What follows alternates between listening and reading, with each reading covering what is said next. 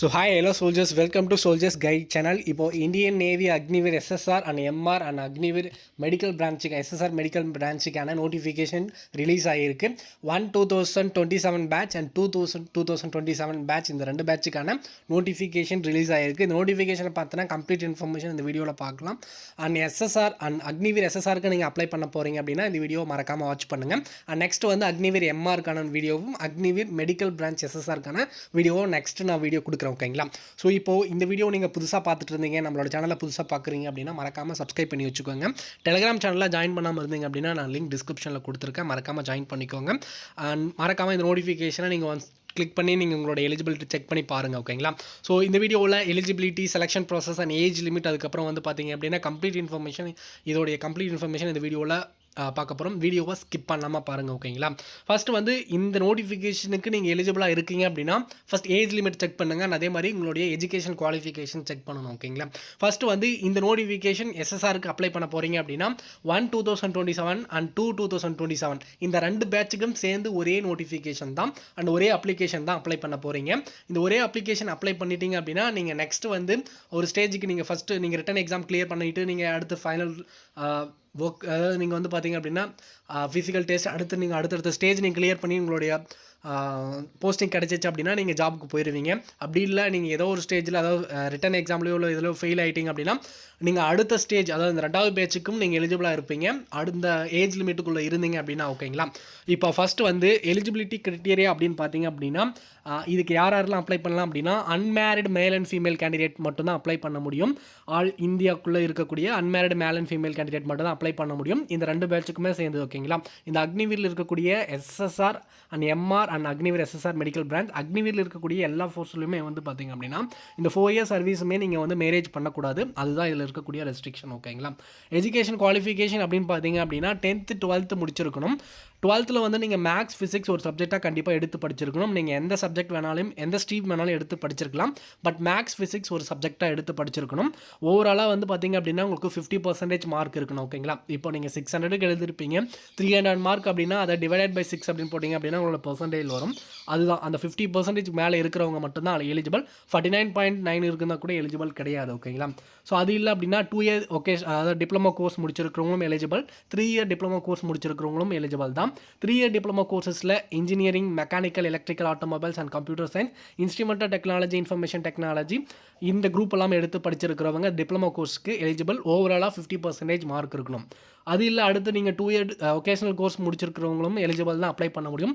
முக்கியமாக வந்து நீங்கள் இப்போ தான் ஃபைனல் 12th நீங்கள் இந்த இப்போ தான் பப்ளிக் எக்ஸாம் எழுதிட்டு இருப்பீங்க, ஸோ 25 to 26 அகாடமிக் இயரில் இருப்பீங்க, அவங்களுமே எலிஜிபிள் தான் இந்த ஏஜ் லிமிட்குள்ளே இருந்தீங்க அப்படின்னா. ஓகேங்களா? ஸோ உங்களுடைய மார்க் ஷீட் வந்து பார்த்திங்க அப்படின்னா ஃபஸ்ட் ஸ்டேஜ் 1 போகிறீங்க அப்படின்னா ஸோ அங்கே உங்களோட மார்க் ஷீட் வந்து நீங்கள் கம்பல்சரி எடுத்துகிட்டு போகிற மாதிரி இருக்கும், ஒரிஜினல் மார்க் ஷீட். அதில் வந்து நீங்கள் இந்த இப்போ எஸ்எஸ்ஆருக்கு அப்ளை பண்ணுறீங்க அப்படின்னா 50% ஓவரால் மார்க் இருக்கணும், மேக்ஸ் ஃபிசிக்ஸ் ஒரு சப்ஜெக்டை எடுத்து படிச்சிருக்கணும். இதை வந்து செக் பண்ணுவாங்க. ஸோ அந்த க்ரைட்டீரியாக்குள்ளே நீங்கள் இருந்தீங்க அப்படின்னா கண்டிப்பாக நீங்கள் வந்து எலிஜிபிள், அடுத்தடுத்த ஸ்டேஜுக்கு போகலாம். ஓகேங்களா? கண்டிப்பாக உங்களோட ஃப்ரெண்ட் யாராவது இப்போ எக்ஸாம் எழுதிட்டுருக்காங்க, இந்தியன் நேவி, ஏர்ஃபோர்ஸ், இந்தியன் நேவிக்கு வந்து நீங்கள் அதாவது வந்து பார்த்திங்க அப்படின்னா சர்வீஸ் பண்ணணும்னு ஒரு எய்மாக இருப்பாங்க, அவங்களுக்கு இந்த வீடியோ மறக்காமல் ஷேர் பண்ணிவிடுங்க. ஓகேங்களா? ஏஜ் லிமிட்டை பொறுத்தவரையும் இந்த ரெண்டு பேட்சுக்குமே நீங்கள் எலிஜிபிள் தான். ஓகேங்களா? நீங்கள் அப்ளை பண்ணுறவங்க ஒரே அப்ளிகேஷன் தான். ஓகேங்களா? ஸோ இந்த ரெண்டு பேட்சுக்கு நீங்கள் அப்ளை பண்ண போகிறீங்க அப்படின்னா 1 December 2004 இருந்து 31 October 2009 பிறந்திருக்கிறவங்க எலிஜிபிள். நான் திரும்ப திரும்ப சொல்கிறேன், நிறைய பேர் இந்த வீடியோ பார்த்துட்டு நான் ஏஜ் லிமிட் பார்த்துட்டும் அதுக்கப்புறம் கமெண்ட் செக்ஷனில் கேட்குறீங்க. அதாவது நீங்கள் ரெண்டு பேட்சுக்குமே நீங்கள் எலிஜிபிளாக இருக்கணும் அப்படின்னா 1 December 2004 இருந்து 31 October 2009 பிறந்திருக்கிறவங்க எலிஜிபிள். இல்லை நான் 2027 ஃபஸ்ட் பேட்சுக்கு மட்டும் எலிஜிபிளாக இருக்கிறவங்க 1 December 2004 இருந்து 31 October 2009 பிறந்திருக்கிறவங்க அக்னிவீர் 1 2027 பேட்சுக்கு எலிஜிபிள். இதே அக்னிவீர் 2 2027 பேட்சுக்கு எலிஜிபிளாக இருக்கணும் அப்படின்னா 1 May 2005 இருந்து 31 October 2005 இருக்கிறவங்க மட்டும்தான் எலிஜிபிள். இந்த ரெண்டு பேட்சுக்கு எலிஜிபிளாக இருக்கிறவங்க December 1 2004 இருந்து 31 October 2009 பிறந்திருக்கவங்க எலிஜிபிள். ஓகேங்களா? ஸோ இதில் சொல்லியிருக்காங்க பாருங்கள், candidate born between 1 December 2004 to 31 October 2009 eligible to apply of INET, அதாவது வந்து Indian navy eligibility entrance exam. ஓகேங்களா? 2026 further for shall be eligible for stage 2 recruitment process for the respective batch for them age criteria shown. அதாவது நீங்கள் first இப்போ வந்து ஒரு சில பேர் அப்ளை பண்ணியிருப்பீங்க. இப்போ வந்து 2 பேட்சுக்குமே நீங்கள் அப்ளை பண்ணியிருக்கீங்க அப்படின்னா, ஒரு பேட்சுக்கு வந்து பார்த்தீங்க அப்படின்னா, உங்களுடைய ஏஜ் லிமிட் ஒரு பேட்சோட முடியுது அப்படின்னா, அடுத்த பேட்சுக்கு நீங்கள் ஷார்ட் லிஸ்ட் ஆக மாட்டீங்க. செலக்ட் ஆகலை அப்படின்னா. இல்லை நான் ஃபஸ்ட்டு பேட்சில் நீங்கள் செலக்ட் ஆகி நீங்கள் ஒர்க் போயிட்டீங்க அப்படின்னா ஓகே. பட் செலக்ட் ஆகலை, நீங்கள் அந்த ஏஜ் லிமிட்டில் இருந்தீங்க அப்படின்னா, அடுத்த ஸ்டேஜுக்கு வந்து பார்த்தீங்க அப்படின்னா, நீங்கள் திரும்பவும் வந்து உங்களுக்கு ஆல் டிக்கெட் வரும். அப்படி இல்லை அப்படின்னா இல்லை. ஓகேங்களா? அதுதான் வந்து இதில் தெளிவாக சொல்லியிருக்காங்க. புரிஞ்சிருக்குன்னு நினைக்கிறேன். கண்டிப்பாக வந்து வீடியோவை ஸ்கிப் பண்ணாமல் பாருங்கள். ஓகேங்களா? இப்போது இந்த அக்னிவீர் எஸ்எஸ்ஆர் அண்ட் எம்ஆருக்கு நீங்கள் எக்ஸாமுக்கு ப்ரிப்பேர் பண்ண போகிறீங்க அப்படின்னா, கண்டிப்பாக வந்து பார்த்தீங்க அப்படின்னா, எக்ஸாமுக்கு வந்து நல்லா ப்ரிப்பேர் பண்ணால் மட்டும்தான் செலெக்ஷன் ஆக முடியும். அதே மாதிரி கட் ஆஃப் வந்து ரொம்ப லோவாக கட் ஆஃப் தான் இருக்கும். உங்கள் நார்மலாக ப்ரிப்பேர் பண்ணாவே போதுமானது தான். ஒரு 25 to 30 மார்க்குள்ளே தான் இருக்கும் ஸ்டேஜ் 1 கட் ஆஃபே. ஓகேங்களா? இதுக்கு முன்னாடி அப்படி தான் இருந்திருக்கு. தமிழ்நாடுக்குன்னு தனி வேக்கன்சி இருக்குது, தமிழ்நாடுக்குன்னு தனி கட் ஆஃப் இருக்குது. அட் வேக்கன்சி தெரியாது, பட் மேபி 6000 வேக்கன்சி கிட்ட இருக்கலாம். ஓகேங்களா? இப்போது ஒரு புக்கு நீங்கள் வந்து சஜஷன் பண்ணுங்கள் அப்படின்னு நிறைய பேர் வந்து கேட்டுகிட்டே இருந்தீங்க. ஸோ அதாவது மேக்ஸ், ரீசனிங் இந்த எல்லாமே வந்து பார்த்தீங்க அப்படின்னா, ஸோ இப்போ இந்த வீடியோவில் வந்து மேக்ஸ், ரீசனிங் அண்ட் அதுக்கப்புறம் ஜிகே இந்த சப்ஜெக்ட்லாம் நீங்கள் படிக்க போகிறீங்க அப்படின்னா, ஸோ கண்டிப்பாக வந்து நீங்கள் வந்து பார்த்தீங்க அப்படின்னா ப்ராக்டிஸ் பண்ண ஒரு நல்ல புக் இருக்கணும். அதே மாதிரி வந்து பார்த்தீங்க அப்படின்னா உங்களுக்கு வந்து இந்த புக்கை படித்தாவே நீங்கள் பாஸ் பண்ணிடலாம் அப்படின்னு நான் வந்து 100% சொல்ல மாட்டேன். ஸோ நீங்கள் வந்து ப்ரிப்பேர் பண்ண ஒரு புக் அதாவது வந்து அதாவது வந்து பார்த்தீங்க அப்படின்னா நீங்கள் ப்ராக்டிஸ் பண்ண ஒரு புக் கண்டிப்பாக இருக்கணும்.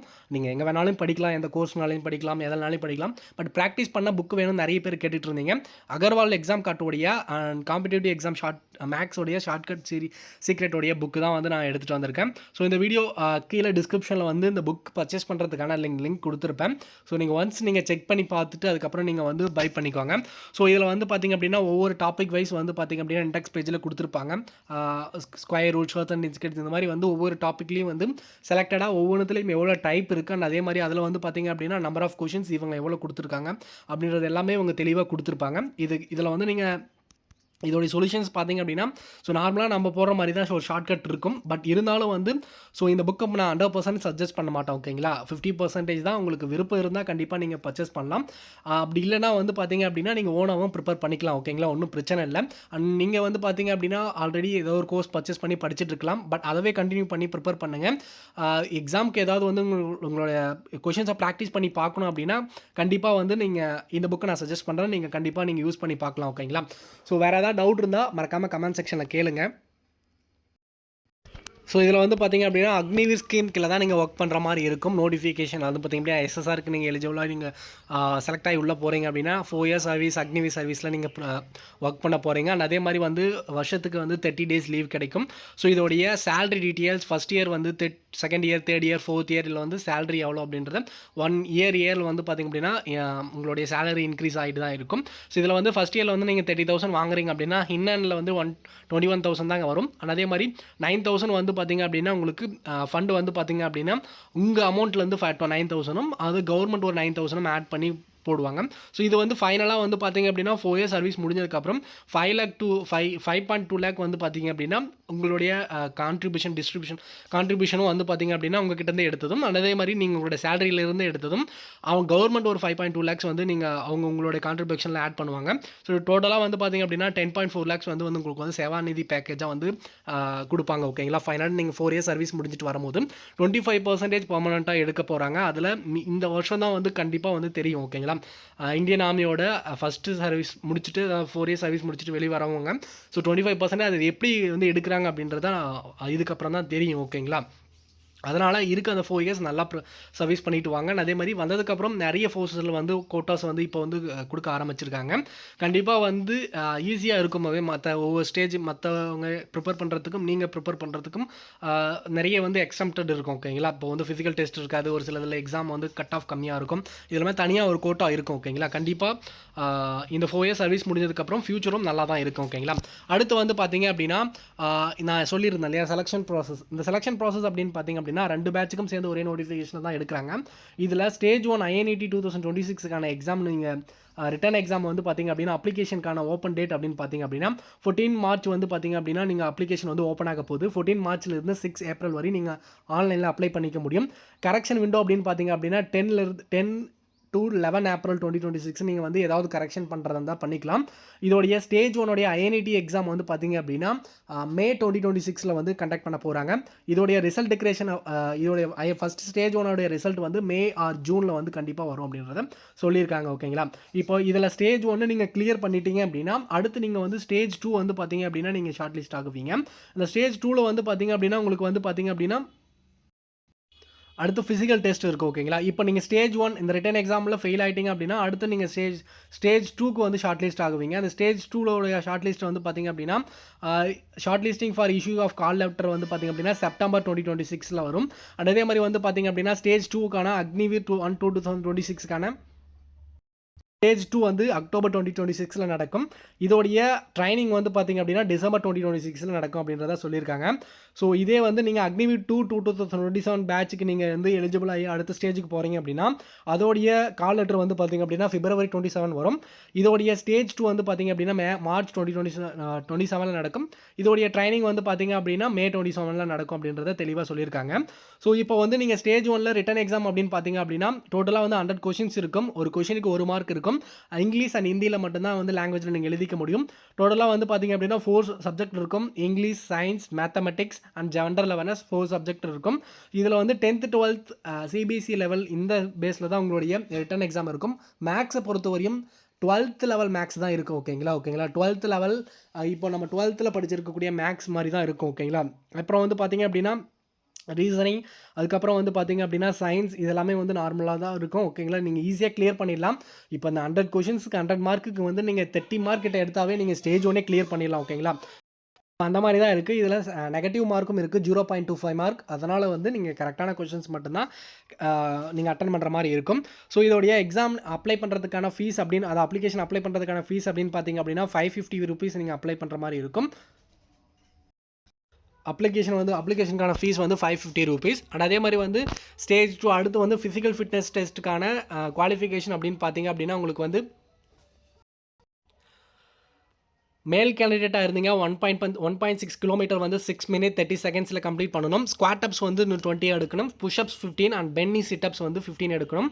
ஃபீமேல் கேண்டிடேட்டாக இருந்தீங்க அப்படின்னா 1.6 கிலோமீட்டர் ரன்னிங் வந்து 8 minutes கம்ப்ளீட் பண்ணணும். ஸ்குவாட் அப்ஸ் வந்து 15 எடுக்கணும். புஷ்அப்ஸ் வந்து 10 எடுக்கணும். பென்னி சிட்டப்ஸ் வந்து 10 எடுக்கணும். ஓகேங்களா? ஸோ இதுதான் ஃபிசிக்கல் ஃபிட்னஸ் டெஸ்ட்டுக்கான குவாலிஃபிகேஷன். இப்போது இதில் ஒவ்வொரு டெஸ்ட்டுக்கும் வந்து பார்த்தீங்க அப்படின்னா உங்களுக்கு மார்க் எதுவும் கிடையாது. நீங்கள் குவாலிஃபை நேச்சர் தான். ஓகேங்களா? இப்போது நீங்கள் என்சிசி சி சர்டிஃபிகேட் வச்சிருக்கிற ஒரு பர்சனாக இருந்தீங்க அப்படின்னா உங்களுடைய ஸ்டேஜ் 1 எக்ஸாம் வந்து உங்களுக்கு வந்து கேன்சல்டு எக்ஸாம் வந்து எழுத தேவையில்லை. ஸோ எக்ஸாம்டட் அப்படின்றத தெளிவாக இவங்க சொல்லியிருக்காங்க. கண்டிப்பாக இந்த ஆப்பர்ச்சுனிட்டியை மிஸ் பண்ணாமல் நீங்கள் யூஸ் பண்ணிக்கோங்க. ஓகேங்களா? அடுத்து வந்து ஸ்டேஜ் 2க்கான ரிட்டன் எக்ஸாமுக்கான குவாலிஃபிகேஷன், அதாவது உங்களுடைய எக்ஸாம் பேட்டர்ன் அப்படின்னு பார்த்தீங்க அப்படின்னா டோட்டலாக 100 கொஷின்ஸ் இருக்கும். ஒரு கொஷனுக்கு 1 மார்க். இங்கிலீஷ் அண்ட் ஹிந்தியில் நீங்கள் எழுதிக்க முடியும். அதே மாதிரி 4 section English, science, mathematics and general awareness இதெல்லாமே ஒரு சப்ஜெக்டாக நீங்கள் வந்து பார்த்தீங்க அப்படின்னா உங்களுடைய எக்ஸாம்ஸில் வந்து இருக்கும். அண்ட் அதே மாதிரி இதில் 10th 12th லெவல் சிபிஎஸ்சி லெவலில் தான் உங்களுடைய எக்ஸாமும் இருக்கும் அப்படின்றத தெளிவாக சொல்லியிருக்காங்க. ஸோ நீங்கள் வந்து அடுத்து நீங்கள் முடிச்சதுக்கப்புறம் உங்களுடைய ப்ரீ மெடிக்கல் டெஸ்ட் இருக்கும். அதுக்கப்புறம் வந்து மெடிக்கல் ஸ்டாண்டர்ட் டெஸ்ட் இருக்கும். மெடிக்கல் ஸ்டாண்டர்ட் டெஸ்ட்டை பொறுத்தவரையும் டிஃபென்ஸில் எல்லா பார்ட்ஸும் முக்கியமானது தான். மெடிக்கல் டெஸ்ட்டை பார்த்தினா கம்ப்ளீட் இன்ஃபர்மேஷன் வேணும் அப்படின்னா நான் டிஸ்கிரிப்ஷனில் அதுக்கான வீடியோ கொடுத்துருக்கேன். நீங்கள் அதை செக் பண்ணி பாருங்கள். கண்டிப்பாக உங்களுக்கு யூஸ்ஃபுல்லாக இருக்கும். அண்ட் அவ்வளோதான் ஃப்ரெண்ட்ஸ். எஸ்எஸ்ஆருக்கு அப்ளை பண்ண போகிறீங்க அப்படின்னா கண்டிப்பாக இந்த வீடியோ ஃபுல்லாக பார்த்துருப்பீங்கன்னு நினைக்கிறேன். கண்டிப்பாக உங்களோட ஃப்ரெண்ட் யாராவது எலிஜிபிளாக இருந்தீங்க அப்படின்னா மறக்காமல் அவங்களுக்கு ஷேர் பண்ணி விடுங்க. நம்மளோட சேனலில் புதுசாக பார்த்துட்டு இருந்தீங்க அப்படின்னா மறக்காமல் சப்ஸ்கிரைப் பண்ணி வச்சுக்கோங்க. அண்ட் நெக்ஸ்ட் வந்து நான் எம்ஆருக்கான வீடியோவும் எஸ்எஸ்ஆர் மெடிக்கல் பிரான்ச்சுக்கான வீடியோவும் நான் நெக்ஸ்ட் வீடியோவில் கொடுக்குறேன். சேனலில் புதுசாக பார்த்துட்டு இருந்தீங்க அப்படின்னா மறக்காமல் சப்ஸ்கிரைப் பண்ணி வச்சுக்கோங்க. Thank you. All the best. Jai Hind.